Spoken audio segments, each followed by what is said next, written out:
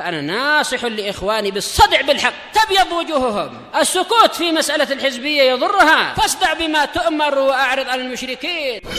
سلامي على دماج ورجالها والشيخ يحيى ودار العلم يا سعد بانيها. بسم الله الرحمن الرحيم.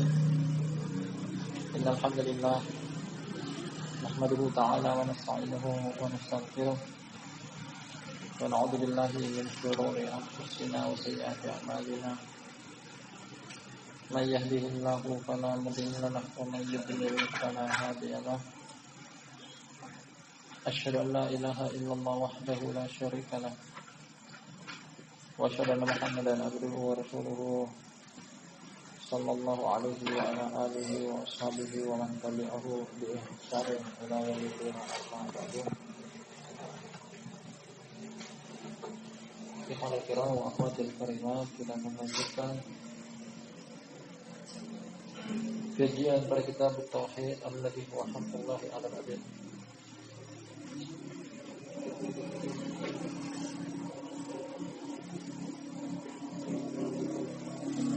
Sesudah judul kita mengkaji tentang tauhid, keesaan Allah Subhanahu wa taala.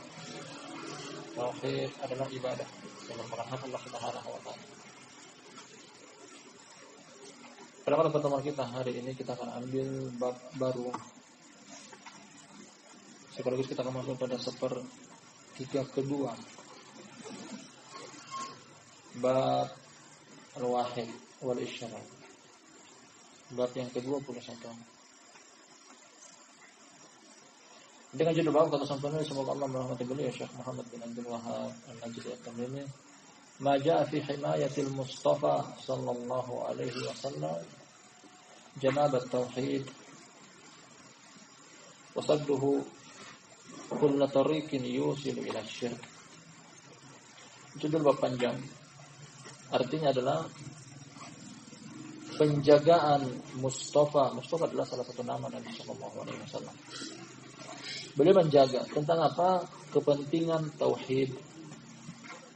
Sisi tauhid, segi tauhid. Tauhid dijaga, dipelihara, dilindungi.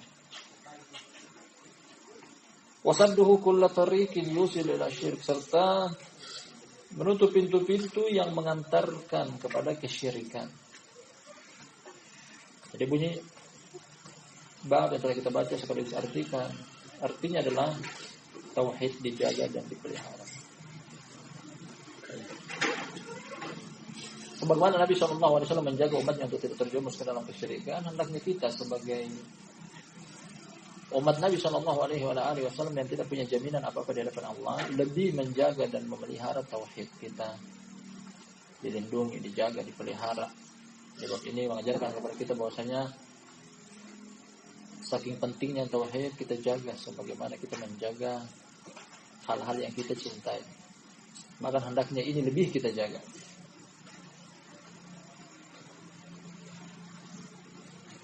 Dijaga dari apa? Beliau sebutkan penjagaan dari pintu-pintu yang mengantarkan kepada kesyirikan. Ada sesuatu yang berindikasi kesyirikan, jauhkan diri kita darinya. Putuskan hubungan kita dengannya. Nah, pintu-pintu jalan-jalan yang mengantarkan kepada kesyirikan, pelaku tauhid hendaknya mentalak 3 jalan dan pintu tersebut.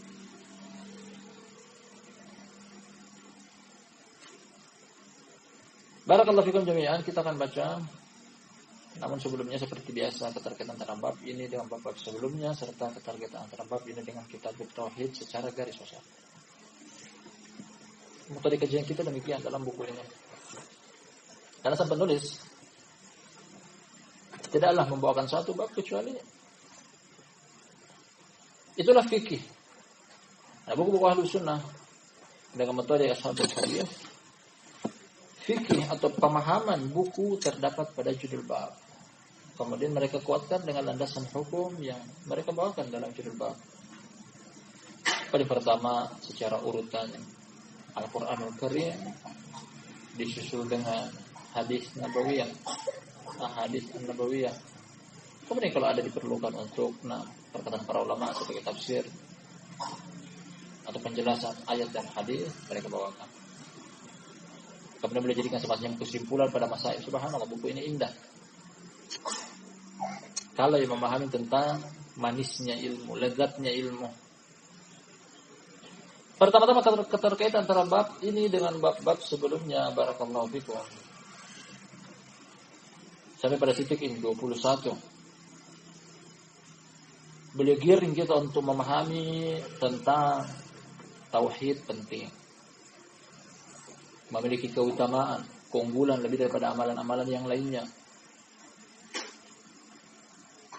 Apa telah kita kaji tentang keutamaan tauhid? Itulah lalu mengantarkan kepada surga, menjauhkan dari neraka, dihapusnya dosa-dosa. Bahkan saking pentingnya tauhid bisa masuk ke dalam surga tanpa hisab dan tanpa adab. Kemudian beliau susul dengan hal-hal yang bisa mencoreng tauhid. Di antaranya meninggalkan sesuatu yang mungkin bisa mendatangkan manfaat atau menolak mudarat selain Allah Subhanahu wa taala. Pada titik paling terakhir yang kita ambil adalah tentang beliau memberikan peringatan dan wanti-wanti untuk tidak berlebih-lebihan pada posisi dan kedudukan orang-orang saleh, karena hal tersebut ternyata mengiring kepada kesyirikan dan kekufuran. Kemudian dari apa yang telah kita pahami seluruhnya sampai pada bab yang ke-21, kali ini beliau akan ajarkan kepada kita bahwasanya tauhid yang merupakan materi dari buku ini hendaknya dijaga, dipelihara, dilindungi. Dari apa? Dari hal-hal yang bisa mencoreng kemurnian tauhid tersebut. Makanya sebelum terjerumus, jangan coba-coba menjauhkan diri dari jalan-jalan serta pintu-pintu yang mengantarkan kepada kesyirikan. Nah, jadi beliau sang penulis pada bab ini ingin mengajarkan kepada kita adalah suatu kaidah umum tentang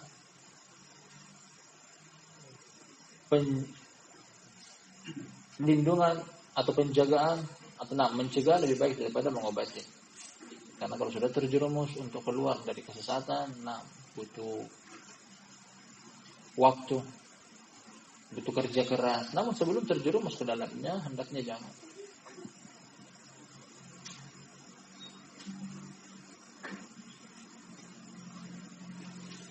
Kemudian keterkaitan antara hadis atau judul bab ini berkaitan dengan kitab tauhid secara umum tentang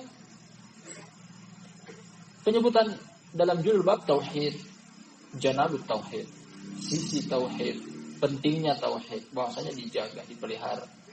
Al-Imam Ibnu Qayyim rahmatullahi alaihi menggambarkan tentang kemurnian tauhid ibaratnya adalah seperti baju putih polos. Kemudian apabila kejatuhan satu noda hitam meskipun kecil mengurangi kemurnian, kesucian dan kebersihan baju putih tersebut. Ibaratnya seperti itu. Baju putih ibaratnya adalah tauhid. Kalau ada satu noda kecil saja menghilangkan kemurnian baju putih murni tersebut. Apalagi kalau banyak noda.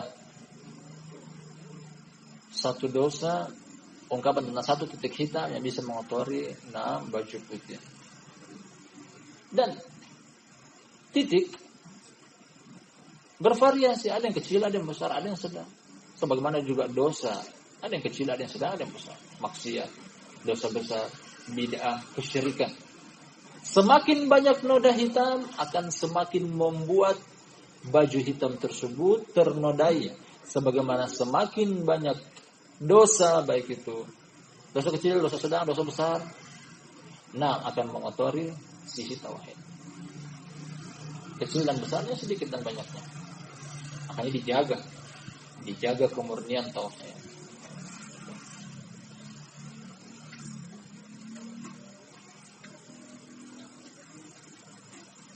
Kita baca kata penulis dalam bab ini merupakan landasan hukum. Wa qaulullahi ta'ala, landasan hukum pertama adalah perkataan Allah Ta'ala. Perkataan Allah yang maha tinggi. Seperti inilah buku-buku salafiyah. Seperti inilah dalam beristidlal. Paling pertama adalah Al-Quranul Karim. Al-Quranul Karim. Subhanallah, manis rasanya, lezat rasanya ketika mengkaji buku-buku salaf. Mereka suguhkan dengan dalil. pemahaman memakan fikih pada judul bab, mereka kuatkan dengan dalil Al-Quran, kemudian disusul dengan hadis. Membuat kita hakul yakin menerima ilmu yang datang dari jalurnya ahlul ilmi ashabul hadis. Tidak ada keraguan di dalamnya. Mereka kuatkan dengan Al-Quran, asdaqul hadis, sejujur-jujur perkataan. Mereka tambahkan lagi dengan hadis, yang mana hadis adalah khairul hadi Nabi sallallahu alaihi wasallam, sebagai petunjuk adalah petunjuk Nabi sallallahu alaihi wasallam. Kelas. Tak ragu, tak bimbang kita mengambil dari buku-buku Ahlus Sunnah.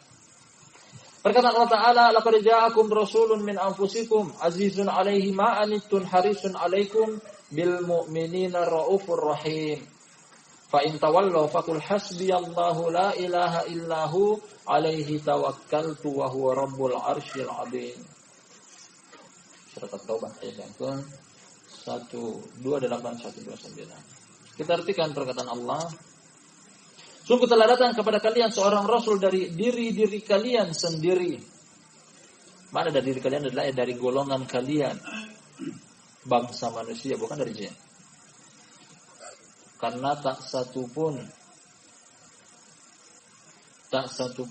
nabi dan rasul diutus oleh Allah dari kalangan jin, semuanya dari kalangan manusia, anak cucu Adam. Atau mana lain dari diri kalian adalah dari bangsa Arab. Jadi ini nikmat dari Allah Subhanahu wa taala, terkhususnya kepada bangsa Arab, lebih umumnya kepada umat manusia seluruhnya. Allah telah mengutus kepada kalian seorang utusan, rasul. Azizun 'alaihi ma anittum. Membuat dia berat apa yang memberatkan kalian. Sesuatu yang membuat kalian berat rasanya pun membuat Nabi SAW merasa berat dengan hal tersebut. Yang membuat beliau gelisah, risau, bimbang. Ketika itu pun membuat kalian merasa berat. Harisun 'alaikum, semangat dan berambisi bagi kalian dalam hal kebaikan. Dalam hal kebaikan Nabi SAW sangat berambisi dan antusias. Bil mu'minina raufur rahim, terhadap orang-orang mukmin beliau penyayang dan pengasih. Beliau sayang kepada orang-orang mukmin. Beliau kasihi orang-orang mukmin. Wahai orang mendengar seruan ini, apabila engkau adalah orang mukmin, Nabi SAW sayang kepada kalian. Nabi SAW kasihi kalian.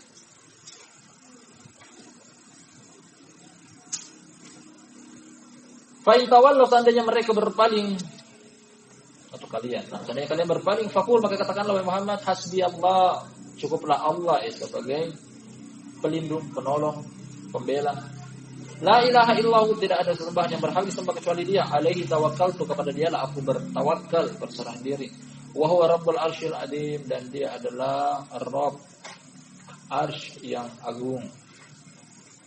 Rabb arsy yang agung. Jadi sampai sini ayatnya, 2 ayat dari surat At-Taubah. Pertama-tama keterkaitan antara ayat ini dengan judul bab di atas, bahwa dari sisi mana Nabi SAW disifati oleh Allah Subhanahu wa taala dengan 4 sifat dalam ayat ini. Pertama, azizun 'alaihi ma anittum. Merasa berat bagi beliau apa yang memberatkan kalian. Kalau kalian merasa berat akan hal tersebut, apa yang memberatkan kita? Itu pun akan membuat beliau merasa berat. Artinya iba dan kasihan beliau terhadap umatnya.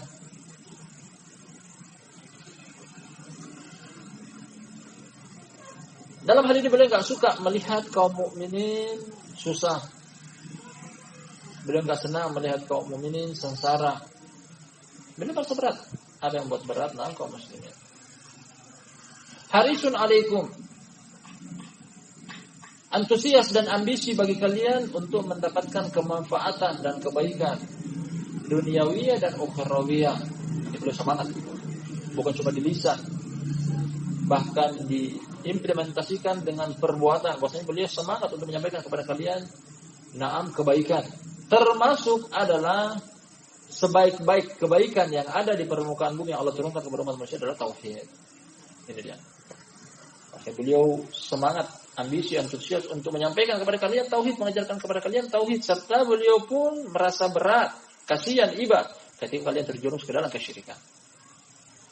Sampai di sini pemahaman tentang ayat ini judul bab Makanya hal-hal yang mengantarkan kepada kesyirikan beliau telah jelaskan.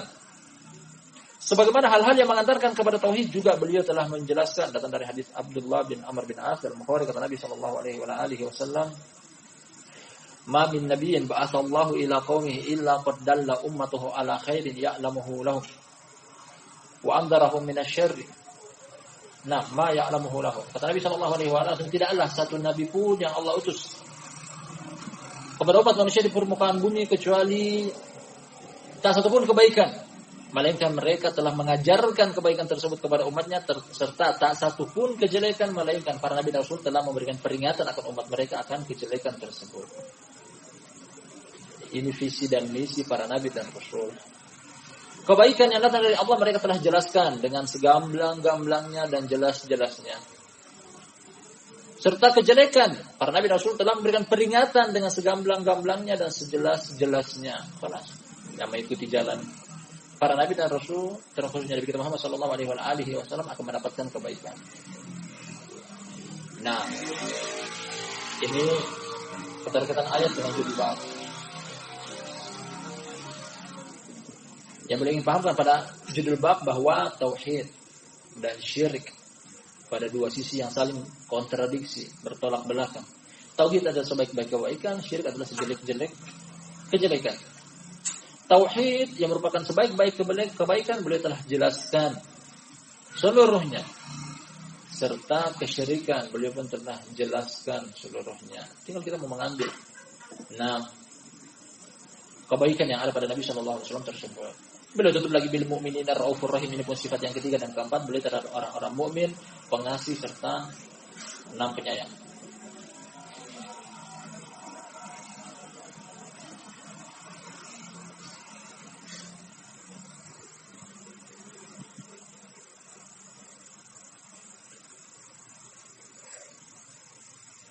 Jadi kita akan baca landasan hukum yang kedua untuk hadir.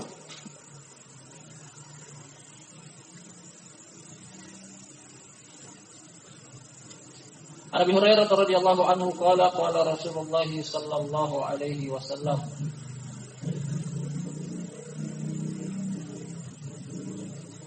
dari Abu Hurairah semoga Allah meridainya berkata Rasulullah sallallahu alaihi wasallam, la taj'alu buyutakum qubura wa la taj'alu qabri 'idan wa sallu alayya fa inna salatakum tablughuni haitsu kuntum.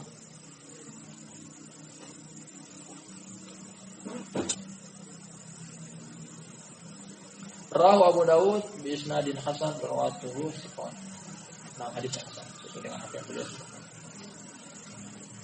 Kata Nabi sallallahu alaihi wasallam dari hadis Abu Hurairah semoga Allah meridainya, janganlah kalian menjadikan rumah-rumah kalian sebagai kuburan. Jangan menjadikan rumah-rumah kalian sebagai kuburan. Dan nanti kita menjelaskan. Jangan pula menjadikan kuburanku sebagai perayaan Id, baik itu berupa perayaan dari sisi waktu, dirayakan dalam waktu-waktu tertentu, ataupun perayaan dari sisi tempat. Nah, karena makna tentang perayaan kembali pada dua makna ini, waktu ataupun tempat. Wassallu alayya, bersolawatlah kepadaku, fa inna salatakum tablughuni haitsu kuntum, karena solawat kalian kepadaku akan sampai kemanapun dimanapun kalian berada. Arti dari hadisnya bahwasanya, nah, tak perlu untuk datang menziarahi kuburanku, dari manapun kalian memberikan solawat kepadaku akan sampai solawat tersebut kepadaku, tanpa perlu menziarahi. Karena bisa jadi kalau kalian menziarahi dengan tujuan hanya itu saja untuk menziarahi dan ada larangan padanya.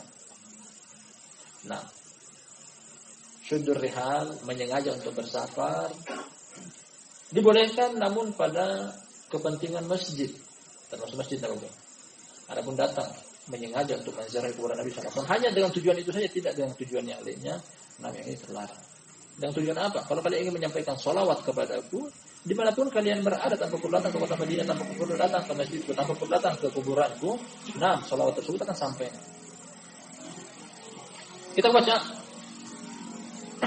dalil yang berikutnya. Kemudian kita sebutkan tentang keterkaitan antara dua naam dalil ini berkaitan dengan judul bab. Wan Ali bin Husain cucu Ali bin Abi Thalib. Dari Ali bin Abi Thalib. Annahu ra'a rajulan yaji'u ila furjatin kanat inda qabrin Nabi sallallahu alaihi wasallam. Fayadkhulu fiha fayad'u. Bahasanya Ali bin Husain bin Ali bin Abi Thalib. Ini adalah cucu Ali bin Abi Thalib. Bahasanya dia pernah melihat seseorang datang ke celah kuburan Nabi sallallahu alaihi wasallam. Dimungkinkan ketika waktu itu Naam belum tayyib pelebaran. Kemudian belum al-muhim masih ada celah untuk masuk ke kuburan beliau. Orang tersebut masuk dan berdoa di sisi celah tersebut. Ada sisi mengantarkan ke kuburan beliau. Fanahahu, kemudian Ali bin Husain bin Abi Thalib melarang orang tersebut. Wa qala ala uhaddithukum haditsan sami'tuhu min abi an jaddi an Rasulillah sallallahu alaihi wasallam qala. Nah, kemudian dia menyampaikan perkara ini. Maukah kalian aku ceritakan kepada kalian tentang satu hadis yang aku mendengar dari bapakku Hasan, dari kakekku Ali, dari Rasulullah sallallahu alaihi wasallam. Nah, silsilah Ahlul Bait Ali bin Husain bin Ali bin Abi Thalib. Ali meriwayatkan dari bapaknya Husain. Husain meriwayatkan dari bapaknya ini Ali meriwayatkan dari Nabi sallallahu alaihi wasallam. Bunyi hadisnya qala la tattakhidu qabri 'idan wala buyutakum qubura wa sallu alayya fa inna taslimakum yablughuni aina kuntum. Bunyi hadisnya sama dengan di atas, kita perhatikan. Janganlah kalian menjadikan kuburanku sebagai perayaan. Maksudnya perayaan pada dua hal tadi. Naam, perayaan berkaitan dengan waktu tertentu dirayakan atau berkaitan dengan tempat, menjadikan perayaan di tempat tersebut. Jangan pula kalian menjadikan rumah-rumah kalian sebagai kuburan. Bersolawatlah kepadaku dimanapun kalian berada, karena salawat kalian akan sampai kepadaku dimanapun kalian berada. Rawahu fil Mukhtar. Nah, dan hadisnya sahih. Perhatikan bunyi hadisnya sama, satunya dari Abu Hurairah, satunya dari Naam Ali bin Abi Thalib. Makanya kita akhirkan setelah membaca kedua hadisnya baru kita akan sebutkan berkaitan dengan judul bab di atas. Kalau kita pahami dari perkataan Nabi sallallahu alaihi wasallam dalam hadis ini, hadis Abu Hurairah dan hadis Naam Ali bin Abi Thalib, ada tiga hal yang boleh disampaikan. Pertama, jangan jadikan rumah kalian sebagai kuburan. Makna dari perkataan ini adalah sebagaimana terlarang untuk sholat di kuburan, jangan jadikan rumah kalian juga terlarang untuk sholat. Makanya hidupkan ibadah di dalam rumah kalian agar tidak menjadi kuburan. Ibadah berupa sholat sunnah, berzikir, membaca Al-Quran, saling mengkaji agama, istri kepada suami kepada istri, anak kepada orang tua, dan kebalikannya. Kata Allah Subhanahu wa taala, "Wadhkurna ma yutla fi buyutikunna min ayatillahi wal hikmah." Allah anjurkan kepada istri-istri Nabi sallallahu alaihi wasallam, bacalah, ingatlah apa yang dibacakan kepada kalian dari kitabullah, Al-Qur'an, wal hikmah, sunnah-sunnah Nabi sallallahu alaihi wasallam. Allah anjurkan untuk hidupkan ini di dalam rumah. Ungkapan tentang anjuran, jadikan rumah kita adalah tempat ibadah.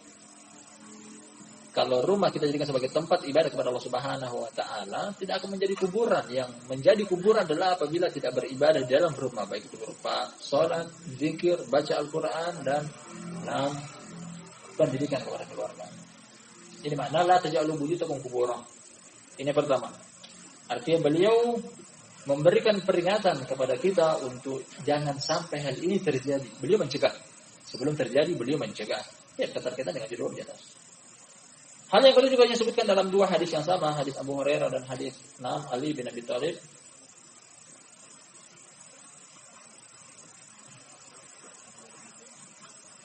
La taj'alu qabri idan, janganlah kalian menjadikan kuburanku sebagai id. Id diambil dari kata ada ya'udu audan idan. Ya, artinya adalah kembali, roja'a. Nah, artinya apa? Hal ini terjadi berulang-ulang kali. Makanya dalam bahasa kita artinya perayaan, dirayakan. Dengan dua makna, perayaan dari sisi waktu ataupun dari sisi tempat. Artinya pada waktu-waktu tertentu hal ini terjadi berulang-ulang kali. Makanya namanya Id. Makanya hari raya namanya Id karena sudah ada waktu tertentu dan dirayakan dalam kurun waktu tertentu pula. Setahun sekali. Sama dengan Id artinya adalah perayaan dalam sepekan. Ya, hari Jumat juga diungkapkan dengan satu Id. Id hari sepekan atau sejumat. Id artinya adalah perayaan dirayakan pada waktu tertentu atau di tempat tertentu yang berulang-ulang. Berkaitan dengan kuburan beliau, jangan jadikan kuburanku sebagai perayaan Id. Mungkin setiap setahun sekali atau 6 bulan sekali datang menziarahi kuburanku. Nah, ini terlarang. Ini terlarang. Apalagi datang dalam hadis Nabi SAW. Akan datang juga nanti pada bab yang setelahnya. Dalam hadis kata beliau, la tashuddur rihal illa thalathati masajid, Masjidil Haram, wa Masjidil Hada, wa Masjidil Aqsa. Janganlah kalian menyengaja untuk melakukan perjalanan kecuali pada 3 masjid ini. Masjidil Haram, Masjid Kuwait, Masjid Nabawi dan Masjidil Aqsa. Artinya kalau mau menyengaja untuk melakukan perjalanan dengan tujuan karena mungkin sholat di tempat-tempat tersebut, di masjid-masjid tersebut berlipat ganda pahalanya, ketika selain daripada tempat ini jangan. Termasuk kuburan Nabi SAW menyengaja hanya untuk tujuan tersebut dilarang. Makanya jangan jadikan sebagai Id, artinya perayaan. Juga dari hadis ini boleh mewanti-wanti, berikan peringatan, pencegahan, jangan lakukan hal tersebut karena bisa jadi terjerumus ke dalam kesyirikan. Jalan-jalan mengantarkan kepada kesyirikan. Hal yang ketiga juga disebutkan dalam hadis yang sama, hadis Abu Hurairah dan hadisnya Ali bin Abi Thalib radhiyallahu anhu, berselawat kepada beliau dimanapun tanpa perlu untuk datang menyengaja ke kuburan beliau. Karena akan sampai. Kalau menganggap bahwasanya kuburan beliau adalah tempat yang afdal untuk beribadah, nah bisa terjerumus ke dalam kesyirikan. Terlewat pada 3 bab yang sebelumnya, mengagungkan orang soleh sampai-sampai menjadikan kuburan mereka berhala selain Allah. Nah, berlebih-lebihan kepada orang soleh menjerumus ke dalam kesyirikan, menjerumus ke dalam kekufuran. Makanya terlarang. Ini pun termasuk pencegahan dari Nabi SAW. Jangan lakukan hal ini. Kalaupun mau engkau bersolawat pun kapanpun, dimanapun dan bagaimanapun akan sampai solawat tersebut ke aku, meskipun bukan di kota Madinah, meskipun kalian tidak berada di Masjid Nabawi, meskipun kalian tidak berada di sisi kuburanku, dimanapun solawat kalian akan sampai kepadaku. 3 hal ini nampak jelas sekali tentang keterkaitan akan judul bab. Bila mencegah sebelum terjadi, belum menghalangi, belum merupakan peringatan, belum mewanti-wanti sebagai bentuk kasih sayang Nabi SAW kepada umatnya, memberatkan umat beliau pun akan memberatkan beliau, serta Raufur Rahim. Subhanallah. Bab ini sebenarnya kalau ingin diterangkan lebih panjang daripada sekedar hal ini saja. Kalau yang beliau singgung berkaitan dengan syirik, yang beliau singgung berkaitan dengan tauhid. Tauhid adalah sebaik-baik kebaikan, serta syirik adalah seburuk-buruk keburukan. Bahkan seluruh kebaikan dan keburukan beliau telah jelaskan, termasuk ketaatan yang lawannya adalah kemaksiatan, termasuk sunnah yang lawannya adalah kebid'ahan, dan seterusnya. Kebaikan apapun beliau telah menjelaskan kepada umat. Kejelekan apapun beliau telah memberikan peringatan kepada umat. Makanya pada Hajatul Wada, momentum terakhir sebelum beliau meninggal dunia, beliau berorasi di ribuan bahkan puluhan ribu sahabat ketika itu sambil mengatakan, minta persaksian kepada Allah sekaligus kepada umat yang hadir ketika itu, Allahumma hal ballagtu, Allahumma hal ballagtu, Allahumma hal ballagtu. Beliau menjawab perkataan apa yang Allah Subhanahu wa taala minta dari beliau pada surat Al-Maidah, ya ayyuhar rasul balligh ma unzila ilaikum min rabbik wa illam taf'al fama ballaghta risalata. Wahai rasul, sampaikanlah apa yang Allah turunkan kepada engkau. Seandainya engkau tidak menyampaikan, berarti engkau belum menyampaikan risalah dari Allah Subhanahu wa taala. Beliau minta persaksian, ya Allah, apakah aku sudah sampaikan? Ya Allah, apakah aku sudah sampaikan? Ya Allah, apakah aku sudah sampaikan? Para sahabat seluruhnya menjawab, qad ballaghta ya Rasulullah, wahai Rasul, engkau telah menyampaikan. Jadi tidaklah Nabi SAW mengakhiri hayat beliau, tidaklah beliau meninggalkan permukaan bumi ini, kecuali dalam keadaan beliau telah menyampaikan apa yang Allah Subhanahu wa taala bebankan kepada beliau. Kebaikan beliau telah jelaskan, keburukan beliau telah berikan peringatan.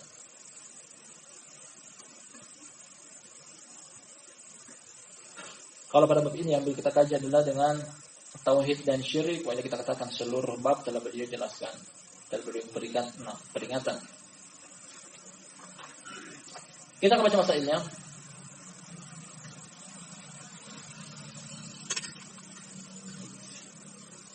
Kata Syekh Muhammad bin Abdul Wahhab An-Najd At-Tamimi rahmatullahi alaihi penulis, fihi masail. Dalam bab ini terdapat masail, ungkapan tentang poin pelajaran yang bisa kita petik di dalam judul bab ini beserta dalilnya. Ada mendekati angka 10.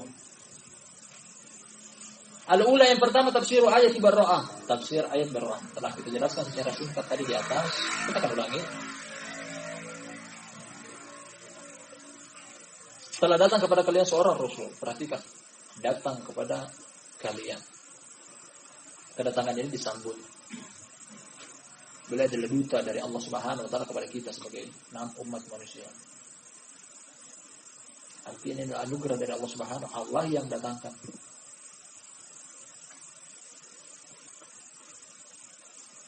Jadi kebaikan sudah ada. Sudah ada, Allah yang turunkan. Tinggal kita mau menjemputnya atau tidak.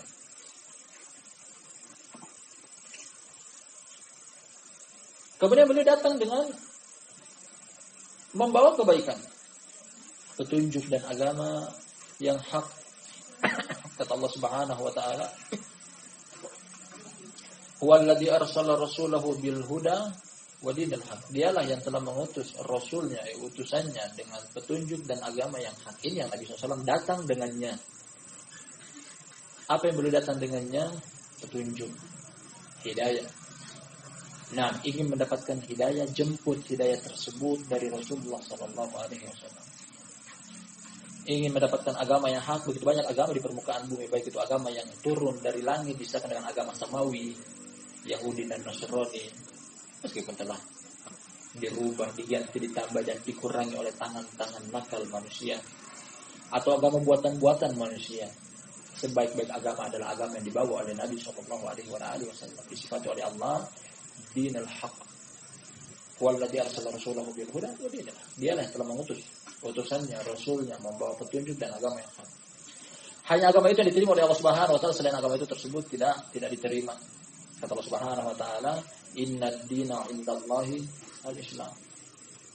Agama yang diterima di sisi Allah adalah agama Islam. Begitu juga perkataan Allah Subhanahu wa taala, "Wa may yabtaghi ghairal islami dinan fala yuqbala minhu wa huwa fil akhirati minal khasirin."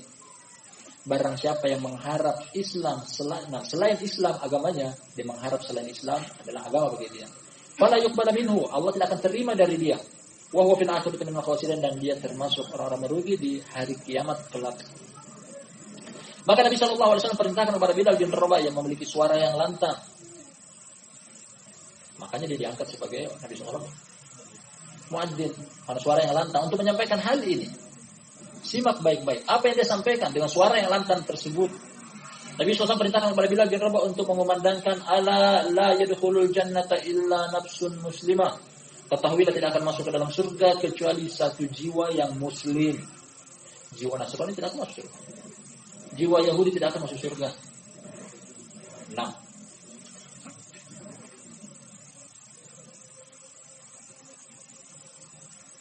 kata Allah Subhanahu wa taala, wa qalu la yadkhulul jannata illa man kana hudan aw nasara tilka amaniyukum qul hatu burhanakum in kuntum shadiqin. Kata Allah Subhanahu wa taala, mereka mengatakan yakni ahlul kitab Yahudi Nasrani, hanya Yahudilah, hanya Nasranilah yang masuk surga. Kata Allah Subhanahu wa taala, itulah angan-angan kalian, itu mimpi kalian, itu imajinasi kalian. Qul hatu burhanakum in kuntum shadiqin, datangkan bukti kalau kalian adalah orang yang jujur. Mereka tidak akan pernah masuk dalam surga.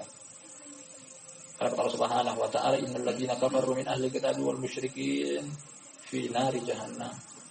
Sesungguhnya orang-orang kafir dari kalangan ahlul kitab, Yahudi dan Nasrani, dan orang-orang musyrik tempat mereka di neraka jahanam. Hanya orang muslim yang masuk ke dalam surga. Siapa mereka? Yang mengikuti Nabi sallallahu alaihi wasallam. Apa yang beliau bawa, ini yang kita cari. Laqad ja'akum rasulun min anfusikum, telah datang kepada kalian seorang rasul dari diri kalian sendiri. Mana dari diri kalian adalah dari umat manusia, karena dari kalangan jin tidak ada nabi dan rasul. Kata Ibnu Abbas radhiyallahu anhu, "Nah, inna ma fihim nadir."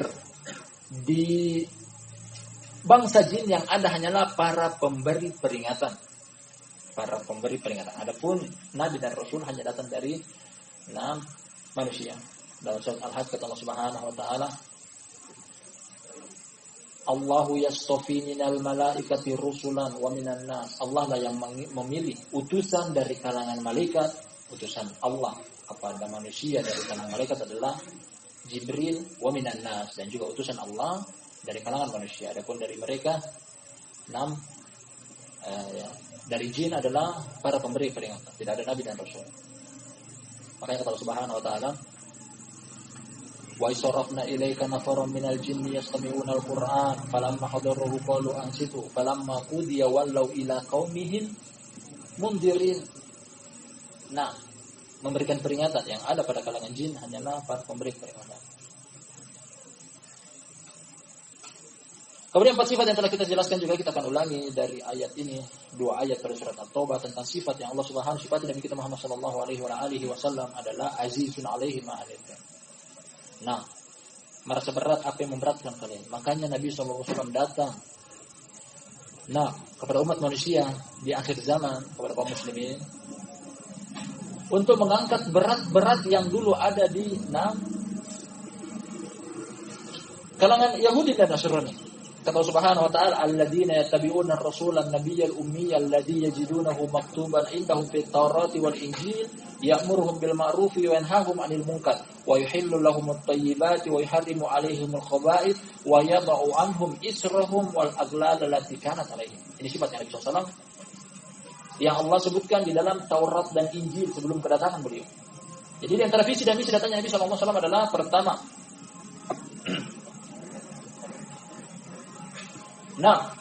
untuk menghalalkan yang baik-baik serta mengharamkan yang buruk-buruk. Jadi apapun yang merupakan kebaikan menurut agama Allah Subhanahu wa taala halalkan. Serta apapun yang merupakan keburukan dalam agama Allah Subhanahu wa taala haramkan. Selain itu juga antara visi dan misi beliau adalah untuk mengangkat yang berat-berat yang tadinya ada di umat Nasrani, umat Yahudi. Apa yang berat? Banyak sekali yang berat di zaman mereka. Termasuk ketika pakaian mereka terkena najis, jangan dipakai, harus dipotong. Adapun agama kita alhamdulillah cukup dicuci dengan air bersih, dengan alat menghilangkan najis. Selesai najisnya boleh digunakan untuk ibadah, sholat.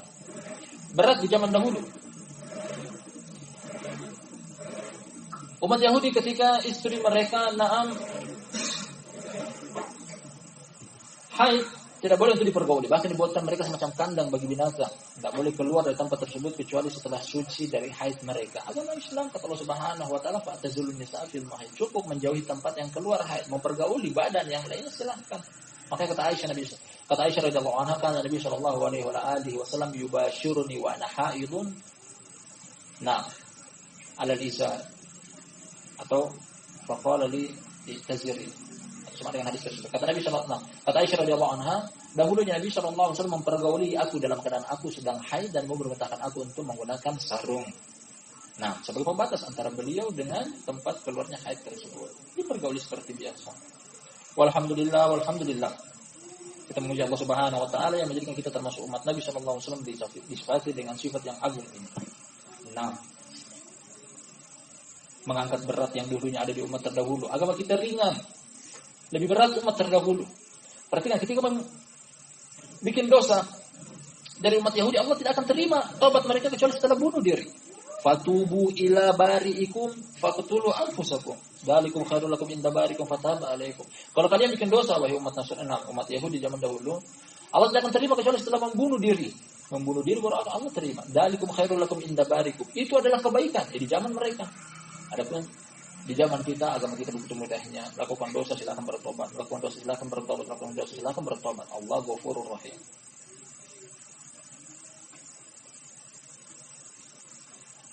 Masih ada yang enggan untuk memeluk agama Islam setelah mendengar kebaikan ini. Wallahi orang tersebut sangat merugi.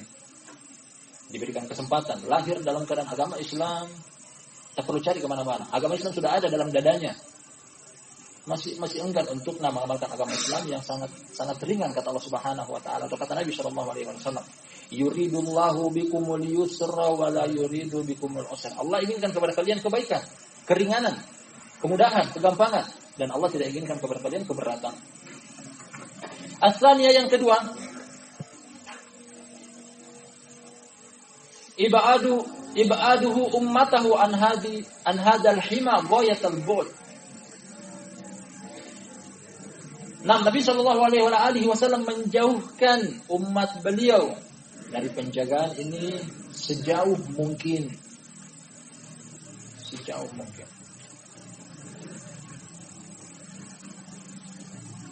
Kalau Nabi Ibrahim alaihissalam peduli kepada anak keturunan beliau dengan cara berdoa kepada Allah Subhanahu wa taala. Ya Allah sebutkan dalam surat Ibrahim, wa idh qala Ibrahim rabbi ja'al hadzal balada aminan wajnubni wa bani an na'budal asnam. Ibrahim berdoa kepada Allah Subhanahu wa taala, ya Allah jauhkan aku serta jauhkan anak keturunanku dari penyembahan berhala.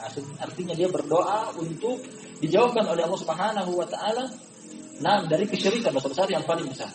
Namun Nabi kita Muhammad SAW lebih daripada itu, bukan cuma beliau berdoa, bahkan beliau dengan seluruh kekuatan yang Allah berikan kepada beliau, dengan lisan, dengan tangan, dengan seluruh tenaga beliau kerahkan untuk menjauhkan sejauh mungkin umat beliau dari hal-hal yang bisa menjerumuskan mereka ke dalam kesyirikan. Maka datang dalam hadis kata Nabi sallallahu alaihi wasallam, "Matsali wa matsalukum kamatsali rajulin istawqana nara faja'ala farash yaqafi wa ana ahidun bihujazikum wa antum tastatiluna an yadi." Kata Nabi sallallahu alaihi wasallam, permisalan tentang aku dan kalian ibaratnya ada seseorang yang menyalakan api unggun, kemudian datang laron lebah. Dari pagi banyak sekali di lampu. Binatang tersebut dia cari cahaya, dia cari panas. Permisalan tentang aku seperti kalian adalah ungkapan tentang seseorang yang menyalakan api unggun, kemudian datang laron, serangga yang ingin masuk ke dalam api tersebut. Yang menyalakan api menyingkirkan laron-laron tersebut agar tidak terjerumus ke dalamnya. Aku pun menyingkirkan kalian dari api neraka, wahai umatku, jangan masuk. Namun kalian lepas satu persatu dari tanganku, kata Nabi SAW. Sudah saking begitu seriusnya beliau berusaha jangan masuk ke dalam neraka. Dan kita ungkapan tersebut ungkapan yang luar biasa besarnya, memiliki pelajaran yang sangat besar. Seperti itulah kita mau masuk ke dalam neraka, beliau berusaha untuk angkat, dijauhkan dari neraka. Seperti orang menyalakan api unggun. Bahkan orang sudah masuk ke dalam neraka, beliau pun punya syafaat kepada orang-orang dari kalangan umat beliau. Beliau minta kepada kepada Allah Subhanahu wa taala untuk mengeluarkan setiap orang yang memiliki sebesar biji sawi di dalam dadanya keimanan. Beliau pun berdoa. Orang sudah masuk ke dalam neraka pun beliau tetap berdoa minta syafaat. Hanya Nabi kita Muhammad SAW yang tidak memiliki sifat demikian, diberikan oleh Allah syafaatul udma. Jadi ini merupakan luar biasa ketika Allah Subhanahu wa taala memilih kita termasuk umat beliau, jangan disia-siakan hal tersebut. As-salifah yang ketiga, dikurhirsihi alaina wa rafatihi wa rahmatihi. Penyebutan tentang antusiasnya beliau, ambisi, kesemangatan untuk menyampaikan kebaikan kepada kita. Kalau Nabi Nuh alaihissalam Allah sifati bahwasanya inni da'autu qaumi lailan wa naharo, aku telah mendakwakan kaumku siang dan malam. Falam yazidhum du'ai illa firar. Nabi sallallahu alaihi wasallam kita pun tidak kurang dari apa yang Nabi Nuh kerahkan, bahkan lebih. Nabi kita pun lebih. Ada satu kisah menarik datang dari Nabi sallallahu alaihi wasallam yang pernah kita jadikan sebagai penutup pada kajian kita malam ini dari bab yang ketiga tentang kasih sayangnya beliau kepada umat. Aisyah radhiyallahu anha pernah bertanya, hadisnya dalam Sahih Bukhari. Aisyah radhiyallahu pernah bertanya kepada Nabi SAW, ya Rasulullah, hal marra bika yaumun huwa ashaddu alaika min yaumi Uhud? Wahai Rasulullah, apakah pernah lewat dari hari-hari engkau yang lebih berat engkau rasakan daripada perang Uhud? Aisyah radhiyallahu menggambarkan tentang perang Uhud besar di sisi Nabi SAW dari sisi bahwasanya beliau terluka, dahi beliau terkena benda tumpul, munculkan darah. Kemudian sempat masuk benda tajam ke pipi beliau dan mematahkan gigi seri beliau. Sambil terkena musibah yang besar tersebut. Nah, Aisyah radhiyallahu anha tanya, "Ya Rasul, apakah ada yang lebih besar? Apa yang kau rasakan daripada perang Uhud?" Beliau katakan, "Ada. Hina aradtu nafsi li ibni Abi Yalil, ketika aku menyodorkan diriku, agamaku, dakwahku kepada Ibn Abi Yalil, salah satu pembesar di Naam Taif." Beliau ceritakan bahwasanya aku pergi ke sana ke Taif, kemudian aku menyodorkan. Ini terjadi ketika Nabi SAW berdakwah di kota Makkah namun tidak diterima. Akhirnya beliau mulai mendakwakan agama Islam namun di luar kota Makkah. Yang sampai ternyata agama Islam lebih diterima di luar kota Makkah. Akhirnya beliau pergi. Jarak 2 farsah, artinya adalah 2 hari 2 malam perjalanan dengan berjalan kaki. Perhatikan, sampai segitu antusiasnya beliau mendakwakan bahkan berjalan kaki 2 hari 2 malam.